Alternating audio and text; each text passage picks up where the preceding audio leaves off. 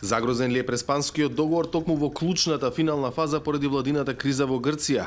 Не, велат соговорници на Гласот на Америка од Атина. Нивните проценки се дека гласањето доверба на владата на Алексис Ципрас, чекор што следи по повлекувањето на независни грци, само ќе го одложи, а не и попречи ратификувањето на договорот зимето.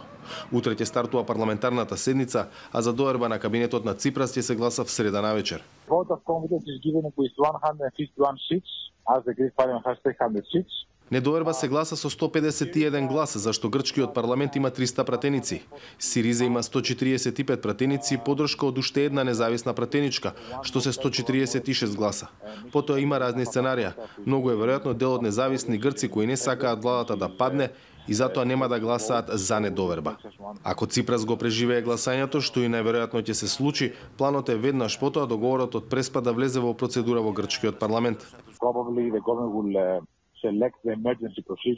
Владата најверојатно ќе оди на скратена постапка со ратификувањето на договорот од Преспа, кој прво ќе ги помине комисиските филтри, па ќе влезе на пленарна седница. Идејата е целиот процес во парламентот да заврши за 5 до 6 дена. Очекуваме партијата потами да гласа за, како и дел од независни грци. Откако Грција ќе го заврши својот дел од договорот, НАТО ќе може да го изготви протоколот за пристапување на Република Северна Македонија во Алијансата.